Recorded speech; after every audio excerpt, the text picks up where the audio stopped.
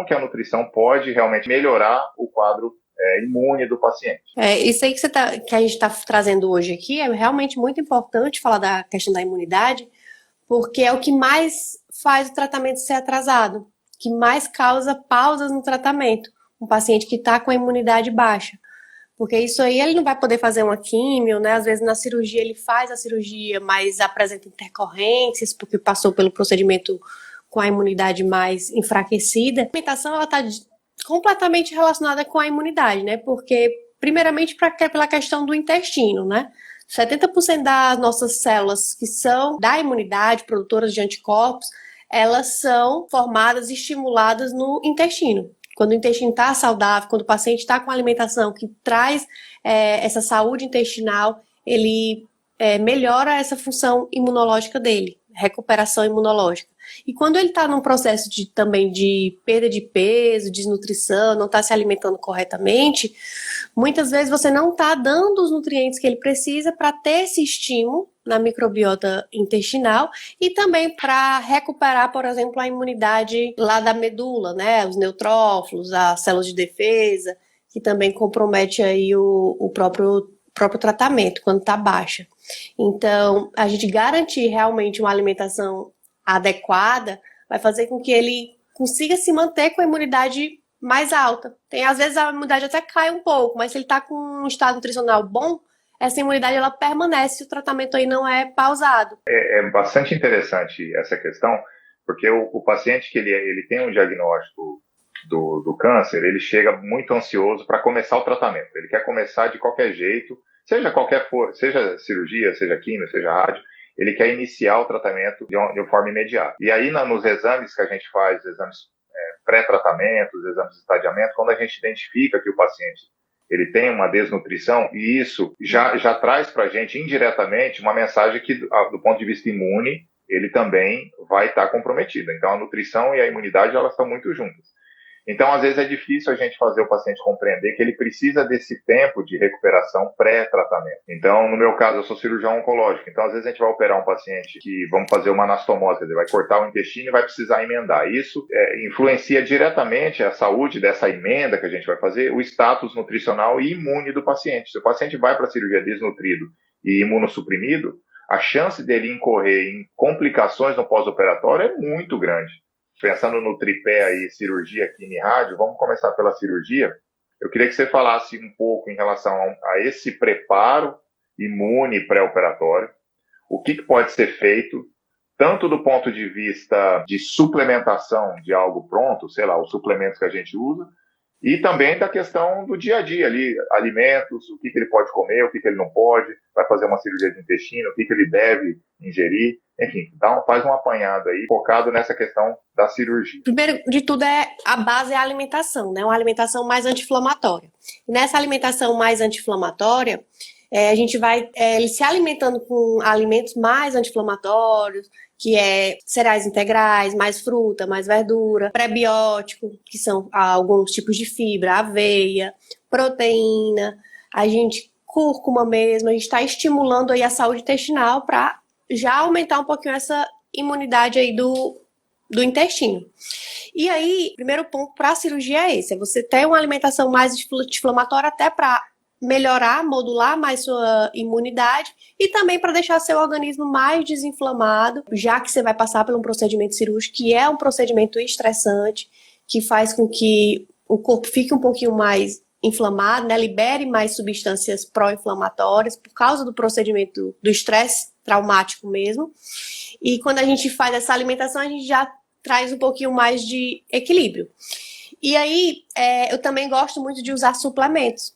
Tem nutris que usam suplementos só no pós-cirúrgico, tem outras que usam só no pré-cirúrgico.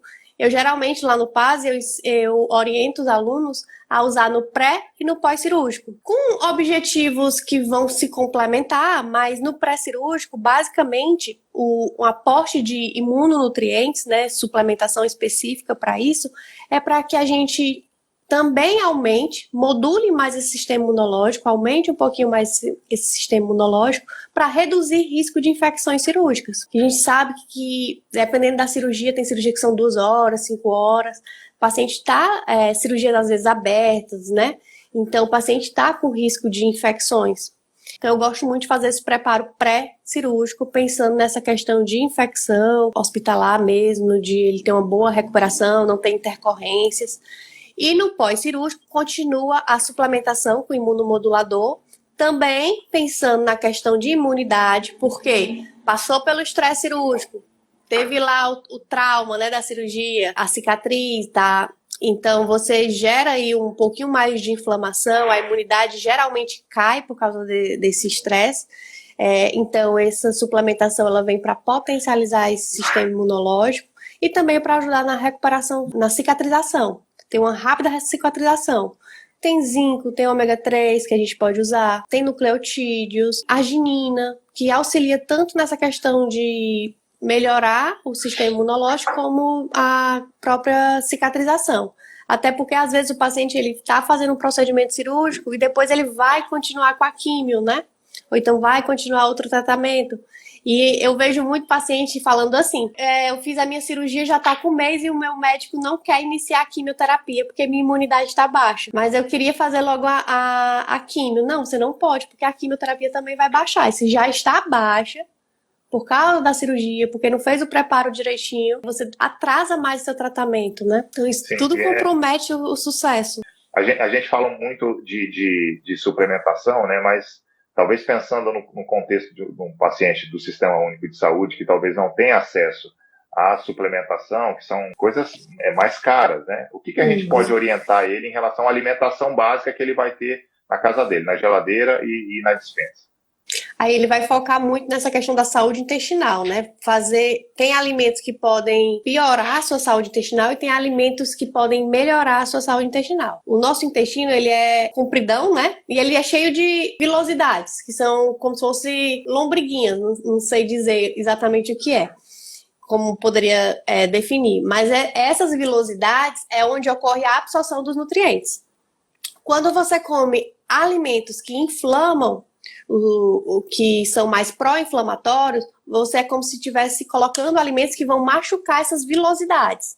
Então, você já atrapalha ali a absorção dos nutrientes. Essas vilosidades que tem no intestino, que são essas curvinhas que tem toda a bordazinha do intestino, toda a parede do intestino, elas também, de acordo com os alimentos que você come, você consegue estimular a produção de algumas respostas. E uma dessas respostas é a resposta imunológica. Então, você ali no intestino mesmo, de acordo com o padrão da sua alimentação, você consegue favorecer respostas para o seu corpo, respostas inflamatórias, ou então respostas anti-inflamatórias. E dessas respostas anti-inflamatórias, você pode liberar, estimular a produção de células do sistema imune, células de defesa. Então, o que você come de forma anti-inflamatória, alguns nutrientes específicos, têm a capacidade de fazer com que haja maior estímulo de produção dessas células de defesa, células natural killer, células linfócitos B, linfócito T. E aí, tem alguns alimentos que são mais específicos para isso, para manter essa flora intestinal, essa microbiota saudável, para que ela realmente tenha essa função. A gente tem muito aveia. Aveia é um alimento que tem fibra beta-glucana, que é uma fibra pré-biótica. Então, tem alguns alimentos com função pré-biótica, que é dar os nutrientes para as bactériazinhas do intestino para que continue mantendo saudável. Aveia, que é bem baratinho, né? Uns R$3 um potinho de aveia. Grão de bico também, arroz mesmo, feijão. A gente tem também chicória, que é como se fosse uma selga. E a gente também tem uso de probiótico, mas aqui é quando a pessoa já está com um desequilíbrio nessa flora intestinal. Quando é uma pessoa que estava com uma alimentação muito desregulada, cheia de açúcar, que destrói um pouquinho essa flora intestinal, bebidas açucaradas, álcool, alimentos muito gordurosos, gordura mais inflamatória, mesmo gordura de óleo de soja. Isso aí vai destruindo a flora intestinal e a gente tem que repor com probiótico, que seria, por exemplo, um Yakult, um Activia, que é aquele iogurte que tem as bactériazinhas, ou então suplementação mesmo de probiótico. O nosso sistema imunológico, por mais que esteja bom durante o tratamento do câncer, o câncer ele tem uma inteligência de se disfarçar, burlar o sistema imunológico. Porque, na realidade, o sistema imunológico, a função dele era destruir o câncer. E o câncer, ele consegue burlar esse sistema imunológico. E aí, quando você potencializa esses nutrientes, você favorece essa saúde intestinal, você também está aumentando aí o seu sistema imunológico e ele poderia atacar o câncer, ajudar nesse processo. Lógico que não tem um potencial de cura, de uma quantidade tão alta, mas acaba que ajuda também durante o tratamento, pensando nessa questão de controle, de cura mesmo da doença, né? Não com o potencial que a imunoterapia ou então que a quimioterapia tem, mas a alimentação ela é muito importante para isso também, para que a gente deixe esse sistema imunológico mais inteligente. Eu sempre faço uma alusão, quando eu vou explicar para o paciente isso que você acabou de falar, sempre gosto de dar alguns exemplos, às vezes até um pouco bobo, assim, mas às vezes, o paciente às vezes até entende melhor. Você falou bem, assim, que o sistema imune, o câncer, a célula do tumor, ele é um corpo estranho, o sistema imune vai lá e tenta conter isso. E o que o câncer faz para poder ganhar do nosso sistema imune? Ele se disfarça, ele é como se ele ficasse camuflado. Imagina um soldado na guerra que se camufla. E aí o exército contra esse soldado, que é o nosso sistema imune, ele tem que localizar essa célula, esse soldado do câncer que está camuflado. O que a nutrição faz? Ele dá pequenos instrumentos para o nosso soldado poder identificar esse soldado do câncer. Como é que a gente faz para identificar uma pessoa que está camuflada? Vai botar lá um óculos infravermelho, sei lá, alguma coisa assim. O poder da nutrição é esse, é ir lá e dar esse instrumento. Lógico que daí vem a quimioterapia para fazer ali as ligações, né, de anticorpo e antígeno, tudo. E aí a questão nutricional, ele vai ajudar nessa parte aí, né, do óculos de visão noturna, né, de um arsenal diferente. Então são coisas que se a gente pensar que se não houvesse essa ajuda, seria muito mais difícil esse combate a essa célula. Você falou bastante assim em relação, citou algumas leguminosas, folhas, mas acho que você sabe isso melhor do que eu, vive isso mais do que eu. O paciente sempre pergunta em relação à carne vermelha. Doutor, eu tenho câncer, vou começar um tratamento de câncer de mama, de câncer seja lá do que for, de estômago. Eu posso comer carne vermelha? Então, nesse contexto, eu queria que você falasse das proteínas. O papel das proteínas, seja a carne vermelha, a carne branca, a carne de porco. O pessoal pergunta, tem um clamor aí sobre a carne de porco, né? Um medo, né? Não pode comer carne de porco. Eu queria que você falasse todas as proteínas, até do ovo mesmo, como que atua, se é algo pró-inflamatório, se é algo anti-inflamatório, se pode, se não pode. Proteína, eu costumo dizer que é um dos nutrientes mais importantes. Então, se você tiver que priorizar alguma coisa na tua alimentação, prioriza a proteína. Lógico que precisa dos outros, mas a proteína é o que constrói muitas coisas no nosso corpo. Constrói as células da mucosa que foram destruídas durante a quimio. Ajuda na produção, por exemplo, de colágeno da pele quando foi feita uma cirurgia que precisa fazer essa cicatrização. Também a própria imunidade. Imunidade, as células de defesa, é a imunoglobulina, que a gente chama, e tudo isso é proteína. Então, a gente precisa de uma quantidade de proteína adequada. E quando o paciente, o que ele tem mais dificuldade é consumir a proteína na quantidade certa, né? Pela alteração do paladar mesmo, também por medos de consumir essas proteínas animais. E aí, quando você não consome a quantidade de proteína que precisa, o pouco de proteína que você consome, você vai usar para algumas funções e outras funções vão ficar deficientes. Então, se você está numa cirurgia, fez uma cirurgia, vai usar a proteína ali para cicatrizar, né, o procedimento cirúrgico e talvez falte proteína para a questão da imunidade. Por isso que você passa pela cirurgia, tem a recuperação ali do procedimento cirúrgico, mas a imunidade não sobe, porque não está na quantidade de proteína adequada. E proteína de origem animal é a proteína com maior valor biológico. O que é isso? É que o seu corpo absorve melhor. Então, ele aproveita melhor, tem uma disponibilidade melhor de ser usada. Proteína vegetal é boa? É, mas a proteína animal também não é ruim, pode ser usada. E a carne, frango, carne branca, que é o frango, ou então peixe, e carne vermelha, que entra todos os grupos. Porco, carneiro, carne de boi. Então, entra tudo no grupo da carne vermelha. Não tem relação de carne vermelha não poder ser consumida, pode consumir, o que você não vai consumir é em excesso, porque em excesso, às vezes, essas carnes vermelhas, elas têm muita gordura, que aí já fica mais inflamatório ali para a questão do seu intestino.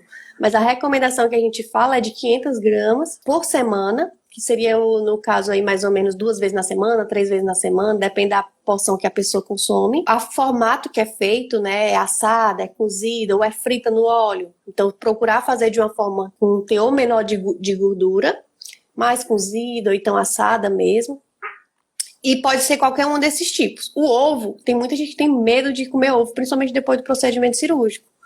E ovo é a proteína com melhor qualidade biológica. Tanto que quando a gente faz comparação, por exemplo, com outros tipos de proteína, com proteína vegetal, então proteína de iogurte, a gente sempre pega o ovo como padrão ouro, de quantidade de proteína, variedade de proteína boa, quantidade de aminoácidos, que são as proteínazinhas, uma quantidade boa, assim, bem variada. Então, o ovo, ele é como se fosse um padrão ouro para gente de proteína. Então, não precisa ter medo de consumir ovo, vai te ajudar muito nessa recuperação aí imunológica mesmo.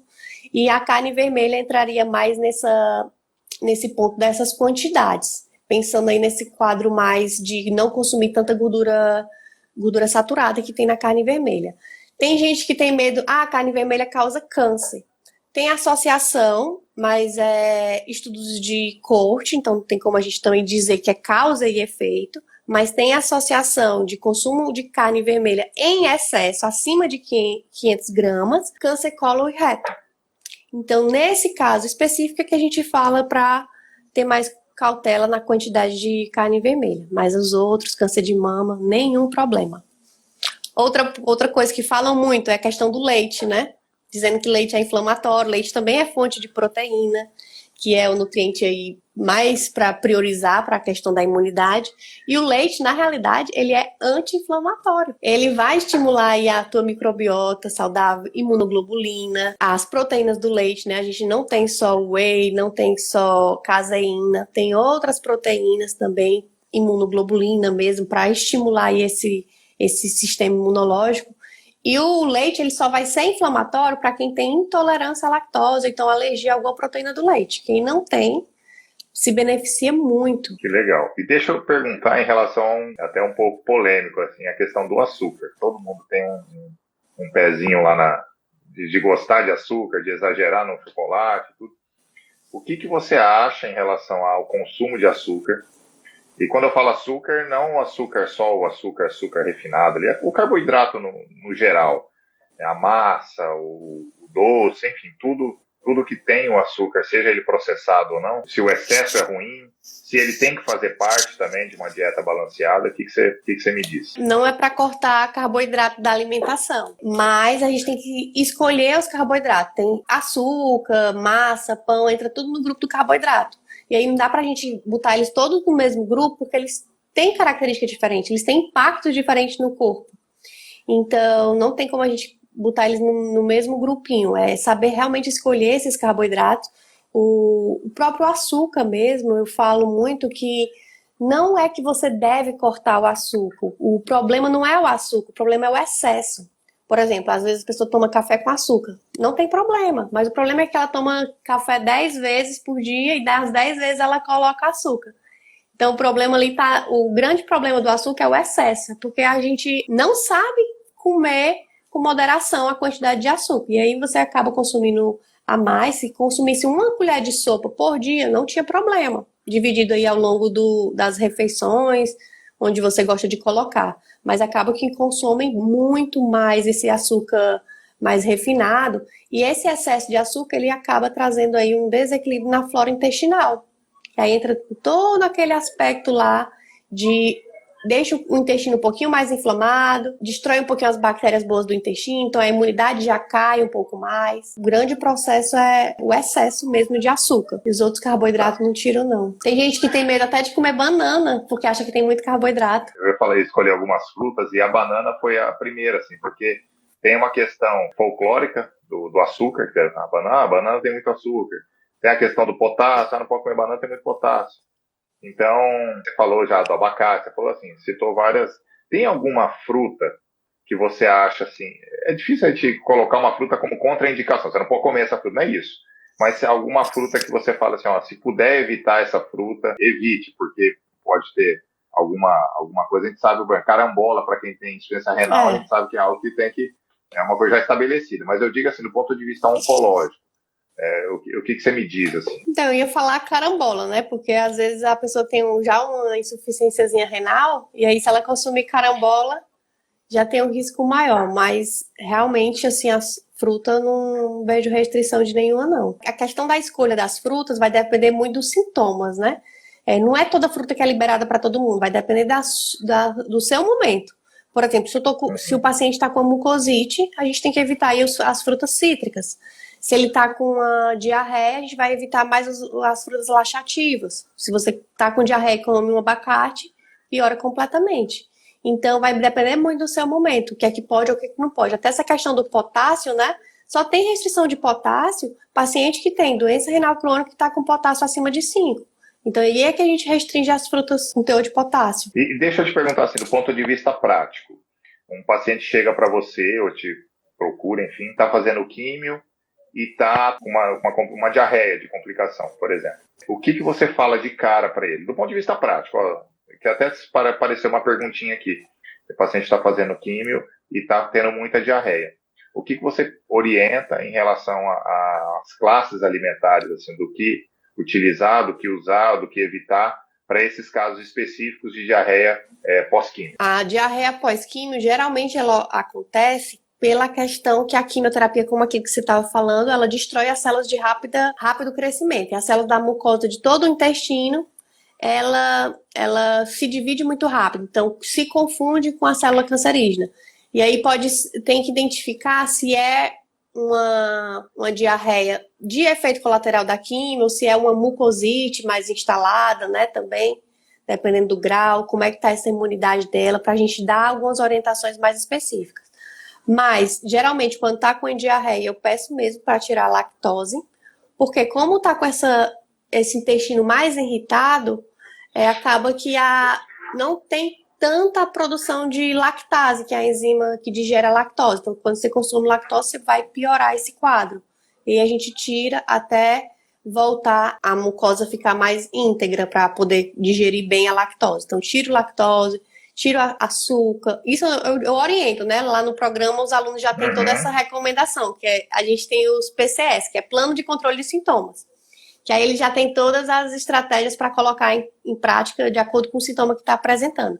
E aí, para diarreia, tem orientação sobre a questão de retirar a lactose, retirar os folhosos, que também aumenta o fluxo da diarreia. Alguns casos eu também coloco glutamina. A glutamina é um aminoácido, é um tipo de proteína que é um nutriente para as células da mucosa, então recupera muito rápido essa mucosa com glutamina.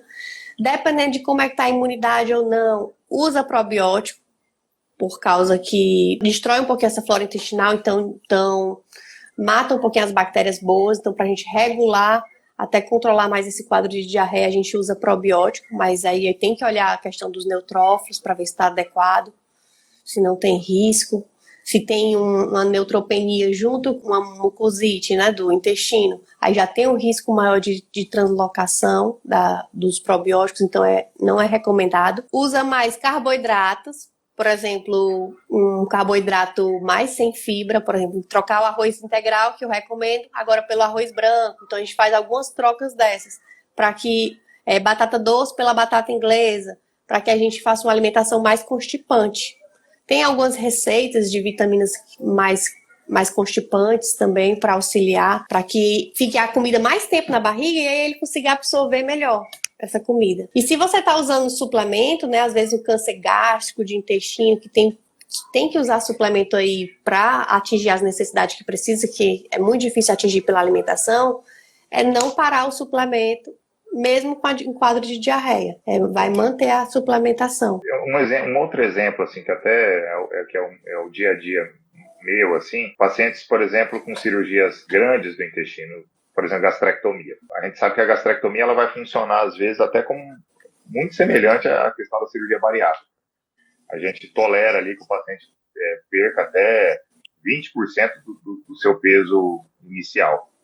E eu vejo que no médio e longo prazo, os pacientes acabam recuperando o peso inicial e alguns até ficam até mais gordinhos, assim. Do ponto de vista da alimentação desses pacientes gastrectomizados, gastrectomia total, o paciente perdeu todo o estômago.